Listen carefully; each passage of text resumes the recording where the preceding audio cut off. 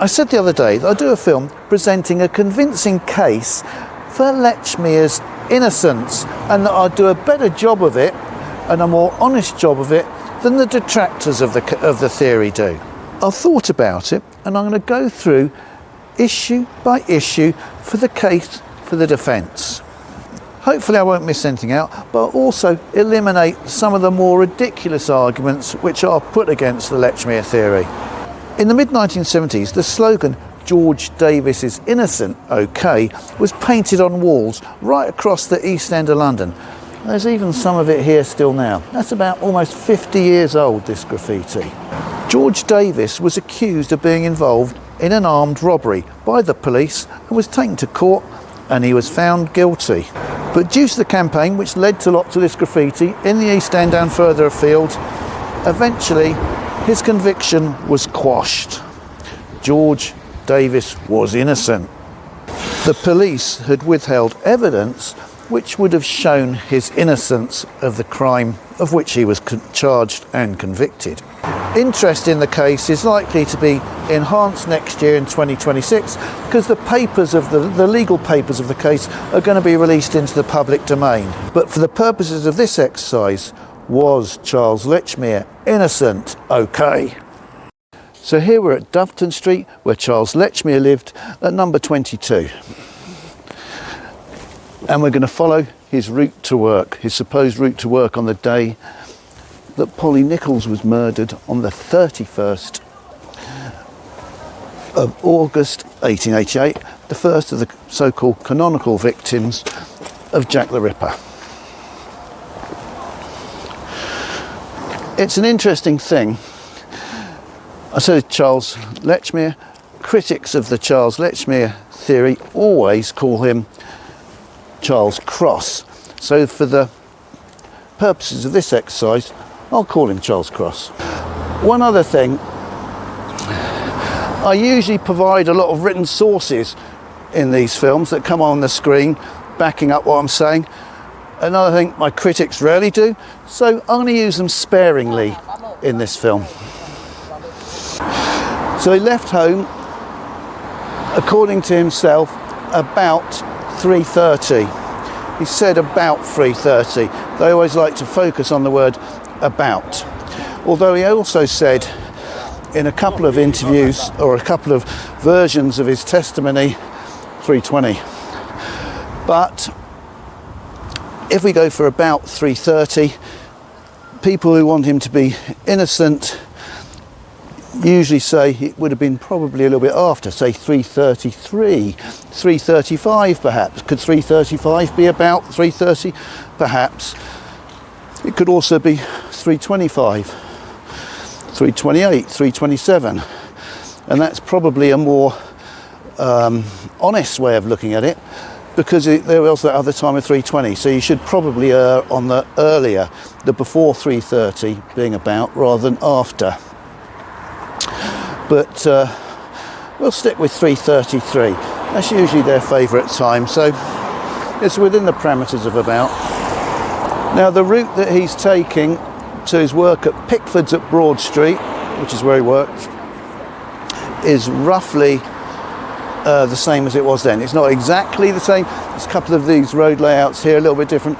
It's a little bit different at Broad Street, but not so it materially affects the time taken. And he had been working at Pickford's for 20 years, roughly. That's what he testified. That would be since 1868, roughly. And that's when Broad Street Goods Station opened, and Pickford's had the contract for delivering of goods from Broad Street Goods Station, and that's what his job was. And he was living at Doveton Street. He'd moved there in June of that year from another address, James Street, which is in that direction, and he lived at Doveton Street with 8 of his children.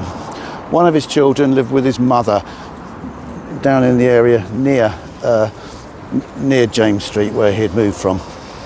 I think he'd have actually come down Northampton Street, which ran down through this estate here, but obviously I didn't come down here today because there's a big basketball court inside. You can't walk through it, but that, I think he'd have walked down here. In fact, it doesn't make, so it makes no difference to his actual journey. There is a claim that there's lots and lots of different routes that he could have made on his route to work. That's one of these things I'm going to park, because they're not realistic. If you're going to work, you're going to go on the quickest routes, not on a sort of ridiculous roundabout route. But we'll carry on. Now, Lechmere's status as a family man in regular employment discounts him to a lot of people from the word go. I think that a serial killer wouldn't be like that. I'm going to suggest that's very unrealistic. It's one of these unrealistic things. You might think differently. Clearly, fairly clearly, a bit of supposition here, but fairly clearly, the police at the time also had a similar attitude, thought that he was a family man in regular employment, and didn't sort of think he was in the criminal class who could have been within the range of someone who may have committed the crime. That the crime took place on his, possibly, his normal route to work is another factor which is regarded as a strike against him being the culprit. But it's my belief that he would have gone down to Whitechapel Road, just behind these buildings, gone down there, found the victim, who was Polly Nichols, soliciting on the main road. She would have taken him up to Bucks Row. So the choice of where the crime scene was would have been Polly Nichols' choice. And incidentally, in the theory, the Lechmere theory, these timings I was going on about 3:33 and all this sort of stuff. In the Lechmere theory, it's actually believed he would have actually left earlier, and the time he gave, about 3:30, would have been the latest time he thought he could get away with, rather than the actual time he left, because we've only got his word for it. So now we're in the outside Sainsbury's. There was a road along here, just behind, it would have been just behind this wall actually, called Bath Street, and his route would have run along Bath Street. This side here was a great big brewery, the Anchor Brewery, and a lit wall for security reasons all along the outside. I don't know if I said Anchor then, but it was the Albion Brewery anyway. Now, roughly here where the door is, was a road called Foster Street, came into Bath Street, and up there, at number 30, someone called Robert Paul lived. And as Lechmere walked past the end of Foster Street, Robert Paul would have come out of his house. Over there was a brewery clock, which Robert Paul could have used, it's facing his front door more or less, he could have used for telling the time. So the brewery clock was roughly where that sort of flagpole is there, near enough. So as Robert Paul came out of his house, I'm going to presume Lechmere's walking a bit slower. He'd passed the end of Foster Street just as Paul was coming out, so Paul didn't see him there. And now we've got Lechmere walking down Bath Street in this direction. So this is the end of Sainsbury's. Bath Street would have come out roughly here. For the purpose of this exercise, Lechmere's walked down Bath Street. Paul hasn't seen him there because he hasn't quite got into Bath Street by the time Lechmere comes out the end. And now Lechmere, sorry, I keep saying Lechmere, it's Cross, isn't it? Cross comes across the road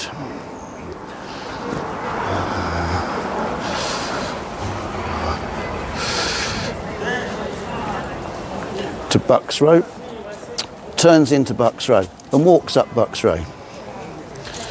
And as he goes into Bucks Row, short time afterwards, Paul's going to come out of Bath Street and follow him into Bucks Row. And by the time Lechmere is about 45 yards perhaps up Bucks Row, Paul should have turned in and should have been walking behind him up Bucks Row. But they're both in a bubble, they don't notice each other, they don't hear each other's footsteps as they walk about 35 to 45 yards apart up Bucks Row. They're both in a bit of a bubble, thinking of their own little private thoughts, and that's why they don't notice each other. Even though PC Neil was to notice PC Thane from way up here on Bucks Row, right the way down there to that road which is called Brady Street, which is the road by by Sainsbury's. So don't forget, we have Cross walking along with Paul behind him, 35 yards behind, and now he's approaching Brown Stable Yard. It's actually now, according to them, 3:40, because it's about a 7-minute walk from Doveton Street. I said it was 3:33. Now it's about 3:40, and we're opposite Brown Stable Yard. And this is where Lechmere Cross sees something, tarpaulin of course, over the road here.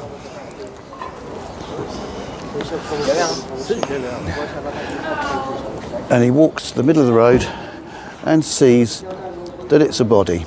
He turns around and then sees Robert Paul behind him, 30 or 40 yards behind him. I did the 5 yards for him walking across the road, but now Paul is 30 or 40 yards behind him over the road there.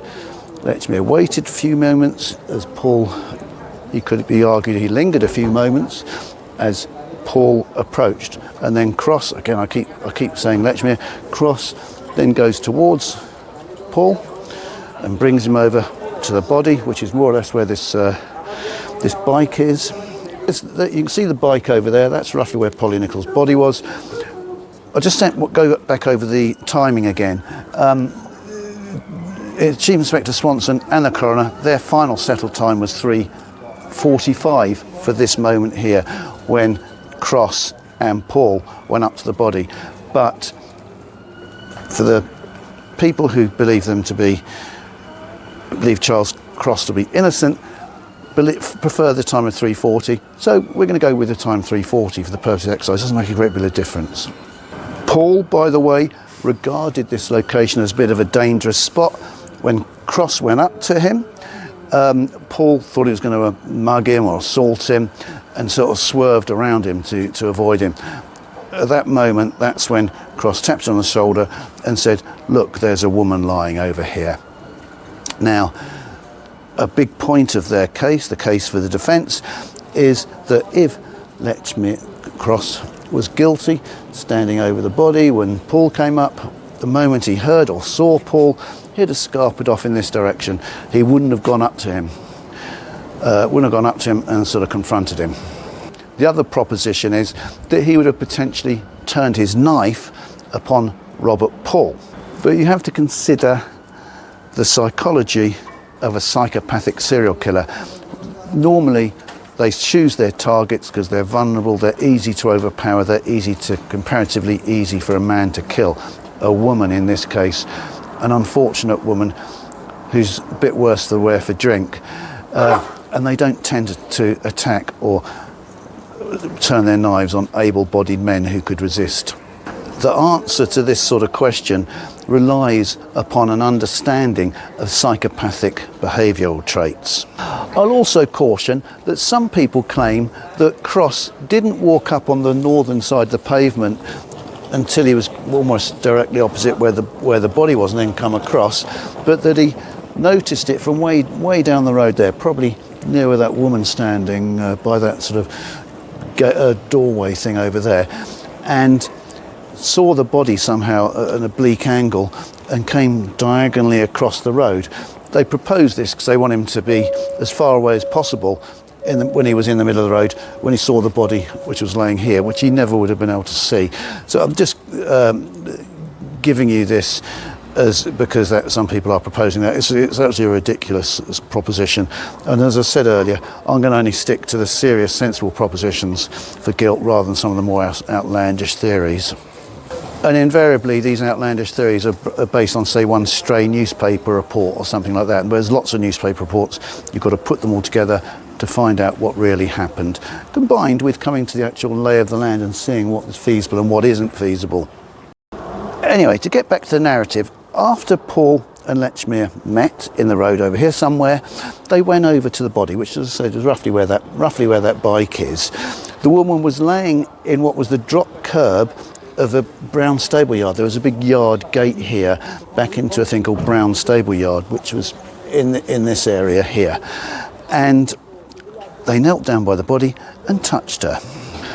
Her head was to the east in this direction. Her feet were in that direction to the west. Her legs were slightly apart. Although it was dark, they could see certain things. It wasn't that dark. They could see her hat. They could see her bare legs. They could see her hands and her face. Cross touched her hands, and he, according to his testimony, he said, "I think she's dead." Presumably her hands were cold. And then he touched her face.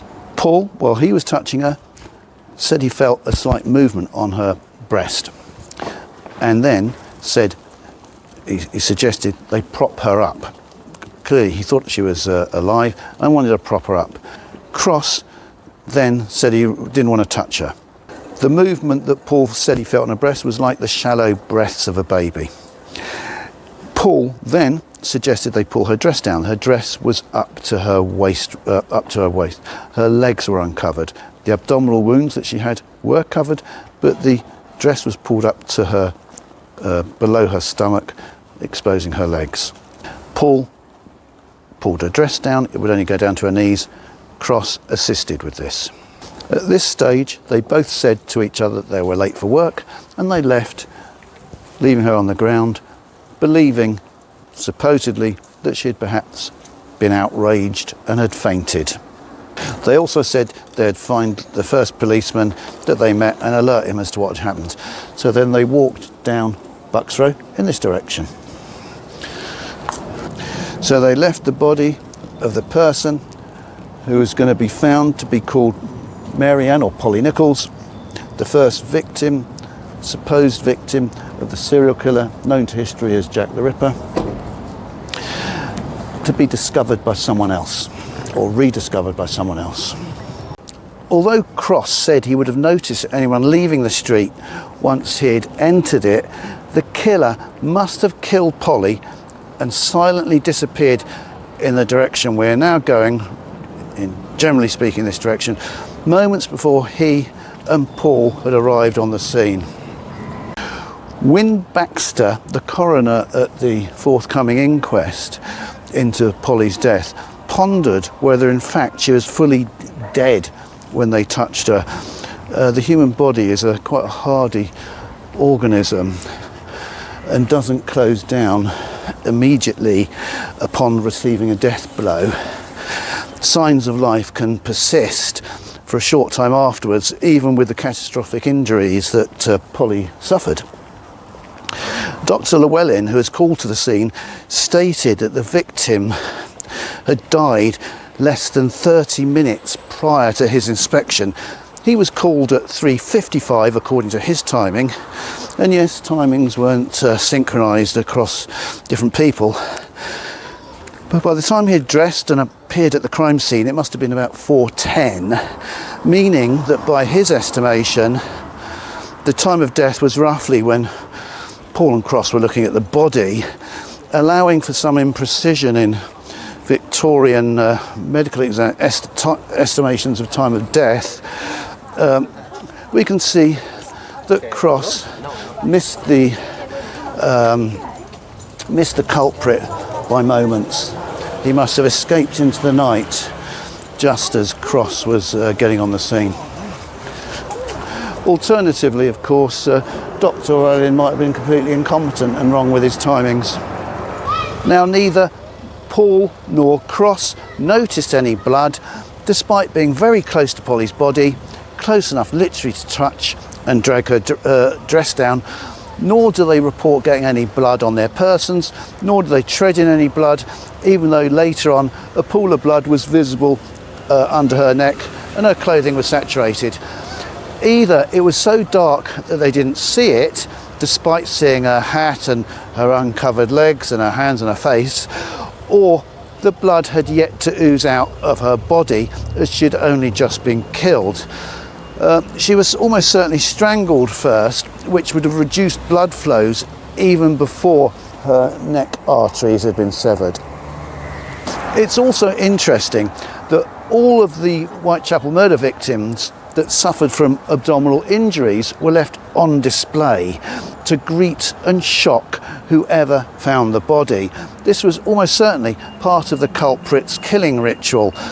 Polly's legs, as I said, were slightly apart, which implies that the killer was in the process of leaving her on display, but had to leave the scene before he could complete the process.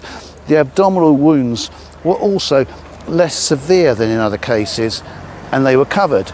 So we must be presuming that as Cross was walking up the street, up Bucks Row, the killer noticed him, dropped the dress accidentally or just dropped it in his haste. It covered the abdominal wounds and he came away in this sort of direction. He could have gone on to Whitechapel Road. In fact, probably he would have had to go on to Whitechapel Road through one of the other streets, Court Street or something like that, as he fled the scene quietly and unseen. Anyway, as Paul and Cross walked away down Bucks Row, which turns into White's Row, they would have passed the Great Eastern Railway Depot, which was being guarded by PC-81 of the GER in a little cabin on the doorway. They would have walked right past him. So it was about 60 yards past the crime scene. So we've got to presume that he was absent, he was having a fag or something out the back, and they didn't see him and they couldn't be bothered. They didn't want to disturb their route to work, didn't want to find him, so they carried on without alerting him. So they turned into Baker's Row, which is this road here, now it's called Valence Road, walked along here and came up to this junction here, which is the junction of Old Montague Street and Hanbury Street. And here they bumped into PC Misen, who was on knocking up duty. He was on his beat in this area, but he was also at the same time knocking on doors, giving people an early morning alarm call. According to Cross, he said to PC Misen that there was a woman laying on her back in Bucks Row and that she might be dead or drunk, but probably dead. And he said the person who was with him, because Cross and Paul didn't know each other, although they were both carmen, his companion also said that he thought she was dead. Misen finished knocking on the door he was on and then went to Bucks Row. Now there is some controversy here, as PC Misen was an experienced policeman with an unblemished record. He lived in a religious community and claimed in his report that he would have written up on the morning of the events, when he got back to his police station after his beat that day, that Cross had told him, he didn't have Cross's name, that the man had told him that he was wanted by another policeman in Bucks Row because a woman was laying there. Obviously, for the purpose of this exercise, Misen was mistaken. Incidentally, after he returned to his station, which was in H Division, this is H Division of the Metropolitan Police, which is Whitechapel, that's J Division, which is Bethnal Green. This is the boundary, this road is the boundary between the two divisions. When Misen went back to his police station, he will have written up that report I mentioned based on what he'd witnessed that day, based upon the notes he'd have written in his notebook, probably while he was waiting in Bucks Row itself on that very morning. The report that Misen will have written up when he was back in the station will have been forwarded to the coroner and would have been in front of the coroner when Misen gave his testimony in the Working Lads Institute a couple of days later. Now, after this happened, Cross and Paul continued on their way down Hanbury Street together. They didn't go down, or Lechmere didn't go down Old Montague Street, even though that is marginally a quicker and more direct route for his work. That's actually where Martha Tabram had been murdered a few weeks earlier, but that's just a coincidence for the purpose of this exercise. And he probably wanted a bit of company with Robert Paul as he was walking down there, and perhaps he just liked a bit of a change, and so he chose the Hanbury Street route. As Paul and Cross walked down Hanbury Street, they walked past the murder scene of Annie Chapman, who was to be killed in the early hours of the Friday following, on the 8th of September, in the rear yard of 29 Hanbury Street, which is roughly where that guy in the red t-shirt is over there. Paul left Lechmere at Corbett's Court, which is about 100 yards up there. That's where he worked. Cross continued to Broad Street, passing very close to Miller's Court, where Mary Kelly was to be murdered on the morning of the 9th of November 1888. That the murders of Martha Tabram, Annie Chapman and Mary Kelly took place on Cross's likely route to work on the days he was likely working is of no significance, as we don't know for sure they walked down these roads on those mornings in question, nor at the times the crimes were committed, and surely thousands of other East Enders must have traversed these same streets at those times, even though Paul and Cross reported that they didn't see anyone else while they were walking about, and lots of other witnesses reported that these back streets were empty. But you know, we must accept that thousands of other people must have been walking those streets.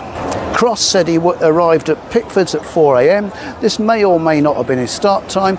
It may or may not have been his regular start time. We don't know. He just said on that day he arrived there at 4 a.m. With regard to the murder of Annie Chapman, 3 witnesses seem to pinpoint her murder as having taken place at 5:30 a.m, which seems to rule out Cross if his start time was at 4 a.m. However, because he would have been at work, you know, and this is an hour and a half later. However, the examining doctor, Dr. Bagster Phillips, put her time of death as a few hours earlier than that, roughly at the time when Cross would have been passing by. However, we can safely rule out the doctor's opinion, just as we can rule out Dr. Llewellyn's opinion. They must have both been incompetent on that issue, even though Bagster Phillips was very experienced and he had the onset of rigor mortis, the external and internal body temperatures, and the digestion of food within Annie Chapman's stomach on which to base his opinion. But as I said, he must have been a bit incompetent on that morning. And even though one of the 3 witnesses, Albert Kadosh's timings clashed with another one, Elizabeth Long's, who was walking along here at the time, their timings clash, and the reliability of the 3rd witness, a guy called John Richardson, was also called into question by the police at the time. And even though that had the killer struck at 5:30 in the back of number 29 over there, he would have been operating in broad daylight in a yard surrounded by dozens of windows. And even though Annie Chapman hadn't been seen for hours prior to the discovery of her body. But no, we must stick to 5:30 as the time of death and ignore the doctor's opinion.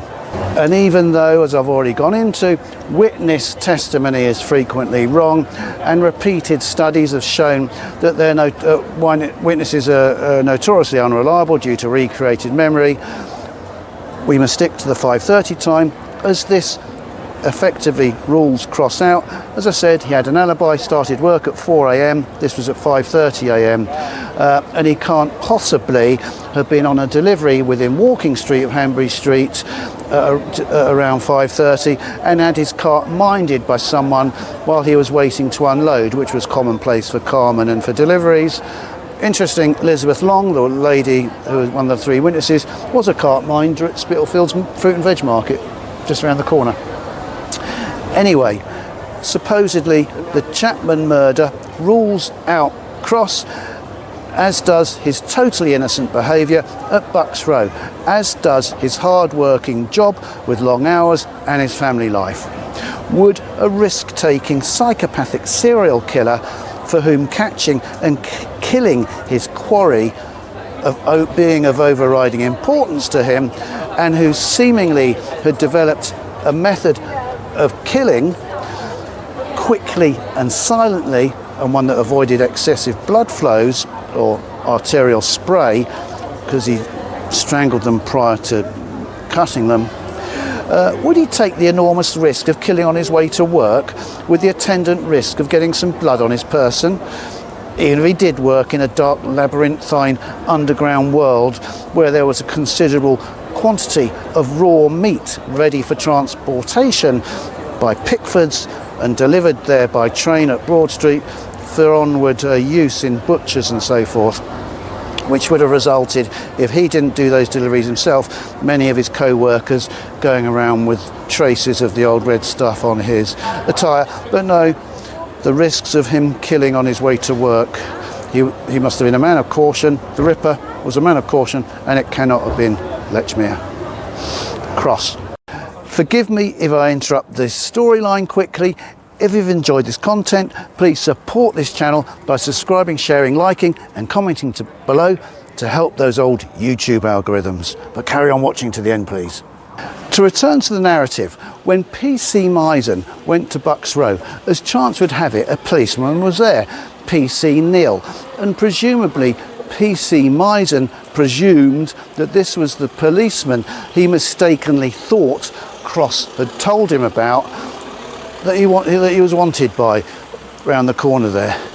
Or, of course, you could believe that P.C. Misen lied about it because he had neglected to take Paul or Cross's details, and then said he treated them as if they were messengers from a brother policeman.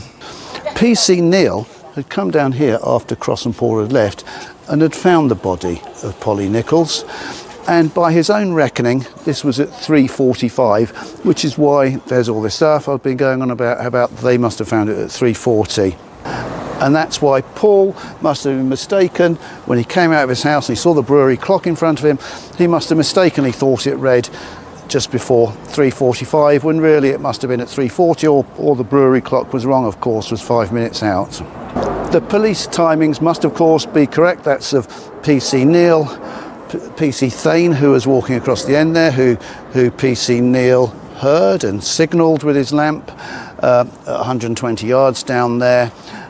He said it was 3:45, and P.C. Misen said it was at 3:45 when they met over there. Incidentally, that little detail I told you, that P.C. Neal standing here heard P.C. Thane 120 yards away down on Brady Street by Sainsbury's.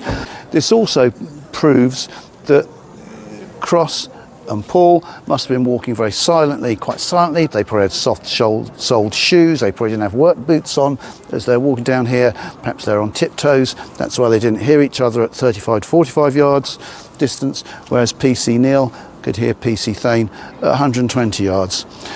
The other thing about P.C. Neal is that he said he'd passed here half an hour before, which would be at 3:15, and said there was nothing there. And he also said he was at the Harrison Barber Horse Slaughter Yard, which is just behind here on the next street over, also at 3:15. But these mistimings by P.C. Neal can have no bearing or significance about his timing, that this was at 3:45. We must kind of ignore that.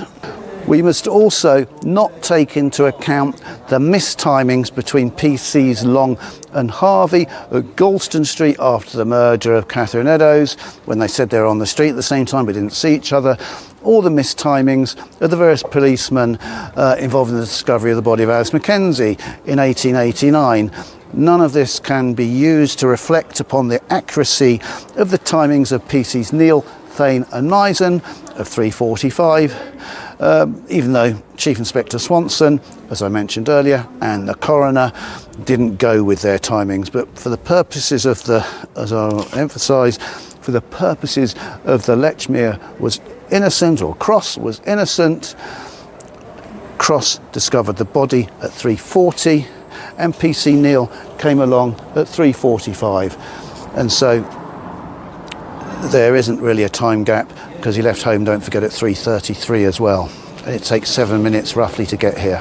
P.C. Neal was presented as the first finder of the body by the press and the police themselves up until the 3rd of September 1888. The murder happened in the early hours of the morning of the 31st of August.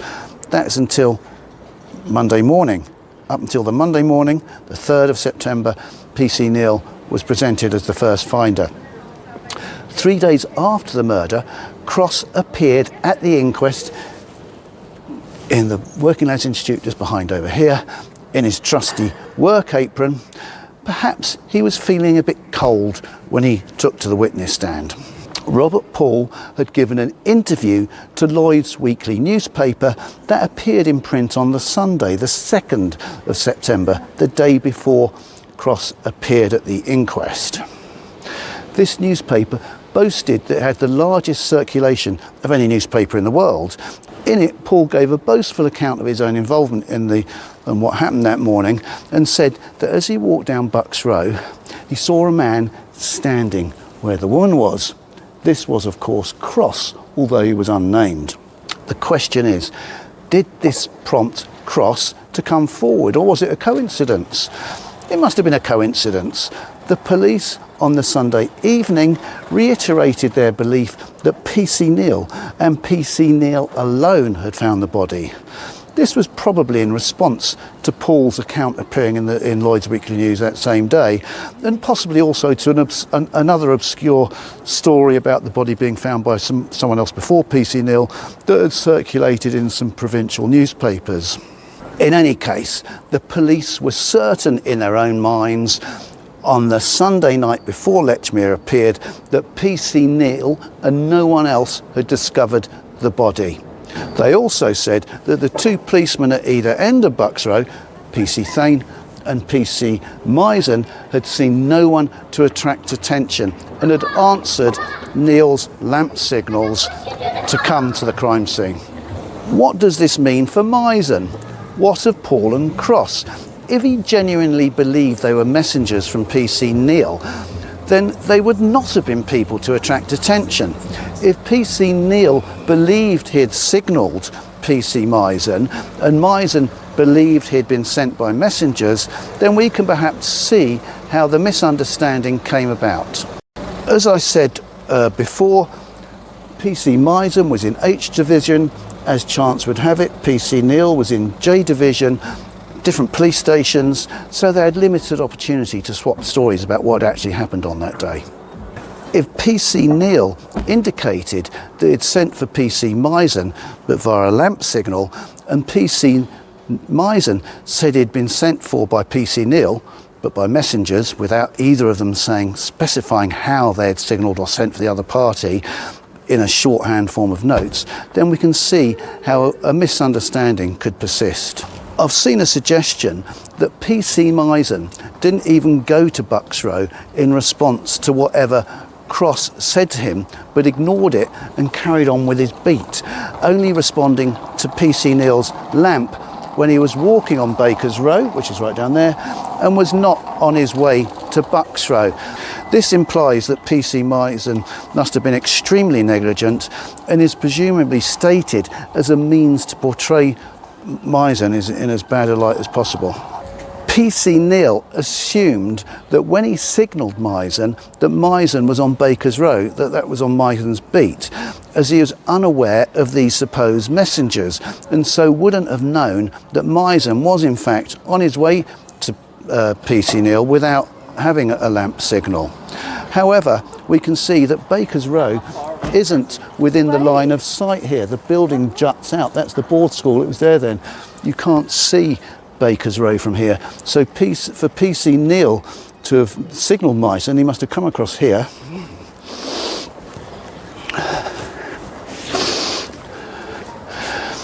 And if you look down there, there's one little tiny section of Baker's Row that you can see. So in the very brief time that Misen was walking across negligently across Baker's Row, and he must have looked down here at the precise moment that PC Neal came over here to see Baker's Row. That's the level of that story. It's actually cloud cuckoo land. In any case, these misunderstandings don't mean that Cross was guilty of anything more than being in the middle of a police mix-up. He must have been telling the truth, as Robert Paul was with him, and Paul would not have been complicit, surely, in giving Misen misleading information, even though Robert Paul was found to be very anti-police and only came forward after the police raided his house and forced his attendance at the inquest via summonses. So now we come to Cross's inquest appearance at the Working Lads Institute on Whitechapel Road. Actually, we're pretty much at the location of Miller's Court, where Mary Kelly was murdered, just over there. But I'll show you pictures of the Working Lads Institute. He appeared, as I've already said, on Monday, the 3rd of September, the second day of the inquest, but 3 days after the murder. He came forward late, after the appearance of Paul's remarkable statement in Lloyd's Weekly newspaper. The earliest he can have come forward is the evening of Sunday, the 2nd of September, as Inspector Helson gave an interview that evening in which he still insisted that PC Neal had found the body. As Cross turned up at the inquest in his work clothes, or at least his apron, it seems likely that he was at least thinking of going to work that morning, which strongly suggests that he only went to the police after first going to work at his normal time. Whatever might be the case, the Polly Nichols murder is unique among the Whitechapel murders for the narrative of who found the body changing at all, let alone 3 days later. The most likely innocent explanation, and don't forget we're looking for Cross to be innocent here, was that Cross was reluctant to get involved as he didn't want to get embroiled in the case, which might impact his earnings if he was obliged to attend court, and he had a large family to feed. But after a few days, he rediscovered his civic virtue and decided to do the decent thing and come forward to correct the record.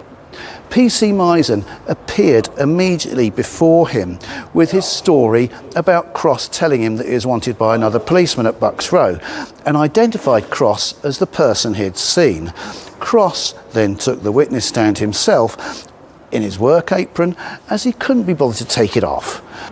He then proceeded to contradict Misen with respect to their conversation, as I've already outlined, and his contradiction was barely commented upon in the court, and not a single newspaper report or internal police report really commented on that difference. Cross's version of events was accepted at face value, as he clearly wasn't regarded with the least suspicion. One thing, he testified under the name Cross and chose to withhold from the court and the police that his legal true proper name was Lechmere, probably because he was on his way to work when the incident happened, and he was in work mode, and he may have regarded himself as being called Cross when he was at in work mode, and presumably didn't think it was necessary or relevant to tell them about his Lechmere name. He may have called himself Cross back in 1868, as his then bigamous stepfather, Thomas Cross, was still alive. He died in 1869. His then stepfather, Thomas Cross, his real father was still alive, was a policeman, and it might conceivably have been thought that it was useful for his career when he started at Pickford's in 1868 to use his stepfather Thomas Cross as some sort of reference when he started work at Pickford's, which was at Broad Street. It's now called the Broad Gate development. It was knocked down quite a long time ago. He may also have been the Charles Cross who worked for Pickford's, who ran over a small boy in Islington in 1876. It was found to be an accidental death at the inquest. His use of the name Lechmere in all other contexts, legal and otherwise, to register his children at school, to open up a variety of businesses, to baptise his children, to register his children's births, to witness their marriages, to marriage himself, to vote, to pay rent and rates, to register on censuses, and after he died on his burial documents. None of that is relevant, apparently. There are records of him calling himself Lechmere both before and after his appearance at the Nichols inquest in 1888 alone. But when he appeared as a witness in court at the inquest into Polly Nichols' death, he thought it was appropriate to call himself Cross and not tell anyone about his Lechmere name. But there's no possible or imaginable reason why this might be dodgy, apparently. Even though he was called Cross and just Cross at the inquest and in the two internal police reports, the last one being dated the 19th of October 1888, and in the memoirs of Walter Dew, quite a prominent policeman at the time, written in 1838, people who believe in Cross's innocence tend to believe that the police must have investigated and cleared him at the time. Ironically, because the circumstances that he found himself in appeared to be so suspicious looking. There were vague statements by Aberline, for example, to the effect that he had investigated everyone of interest. If they did investigate him, then they clearly didn't do a very exacting job, as they evidently didn't discover that his name was Lechmere, or it would have been recorded as such. It's been suggested that they only checked him out at Pickford's, where he may have been known as Cross. If so, then that means it wasn't a very thorough investigation into him.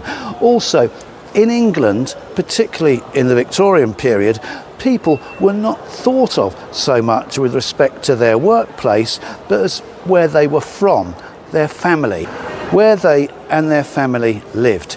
It's a more modern, socialistic way of thinking to define people by their job. So the first place the police were likely to call to check Cross's bona fides would have been his house, not his workplace. They arrested Paul, for example, at his home and not his workplace. But if they'd checked his house, they'd have found out that the name he commonly went by was Lechmere and not Cross. So we can safely dismiss the possibility that the police investigated him at the time, just as we know that they failed to interview nearly all the residents in Bucks Row. One resident illustrates this. Her name was Harriet Lilley. She lived a couple of doors down from the crime scene, roughly where that greenery is on that balcony there. I've already done a film about her, and I'll provide a link in the description below.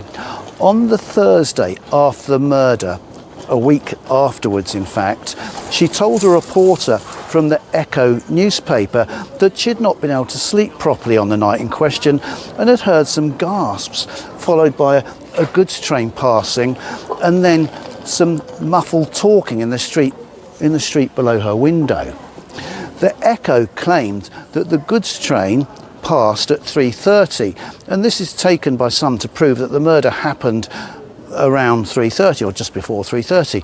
In other words, probably before Cross had even left home. However, Harriet Lilley, despite her account being reprinted in several newspapers and so as well publicised, wasn't called to the inquest by the coroner to appear as a witness, nor was she mentioned in any of the extant police reports, and we have all the weekly reports for that time. It was a flash in the pan newspaper story that was not followed up with any other stories. The Echo story was reprinted. There was no other varieties. No one else bothered to go and see her. In other words, it was one of many shrill and hysterical press reports that had no credibility. Studies of witnesses show that when they've been exposed to excitable news coverage about a dramatic event, the story of those newspaper stories influences the witnesses, and a desire to be helpful causes recreated memory. They're not liars, but they're fooled by their own subconscious. Harriet Lilley was exposed to local excitement and press hysteria for a week. Furthermore, the event she thought she heard took place in the middle of the night when she was trying fitfully to sleep, a time when her consciousness could not have been fully alert and would have been affected by dreams that appeared to be real. What Harriet Lilley does show, though, is that the police had a poor record of interviewing and knocking on the doors of potential witnesses in this area. So in summary, to be innocent, Cross left home somewhat later than 3:30. Paul was mistaken as to the time he left home, and he left home quite a bit earlier than 3:45. The coroner and Chief Inspector Swanson were both in error by their estimation of the time that Cross found the body. Paul didn't notice him walking maybe 35 or 45 yards in front of him at most while they were going down Bucks Row, even though PC Neal heard PC Thane at 120 yards at the same spot. Cross disturbed the killer without realising it moments before he came upon the crime scene. You would have to be certain that a psychopathic serial killer would run and not try to lie and bluff his way out of a stress situation. PC Misen was wrong in his understanding of what Cross said to him when they met. It was just a coincidence that Cross walked past or near all these other crime scenes. He didn't come forward initially as he didn't want to get involved in the case, but his civic virtue eventually got the better of him, and he appeared unprompted 3 days after the murder to correct the record as to who found the body. Cross decided to withhold the name Lechmere from the court and from the police for no other reason than he was in work mode and presumably and innocently didn't think it relevant to inform anyone as to his true name and identity. Perhaps most significantly, an overtly hard-working family man cannot have been a serial killer, and a serial killer would never kill someone when he was on his way to work. That, in essence, is the case against Lechmere. Have I missed anything? If I have, then please tell me in the comments below. So do you think Charles Lechmere was innocent like George Davis? Well, actually, that's a trick question, because 2 years after he was released from jail, he was caught red-handed in an armed robbery and went back to jail again. Thank you for watching. Please subscribe, it's free. Also, ring the notification bell wherever it is, and I'm not even sure where it is, but it's somewhere within YouTube. That will help you get notified every time I release a new film. Please share and like and comment below. Thank you very much.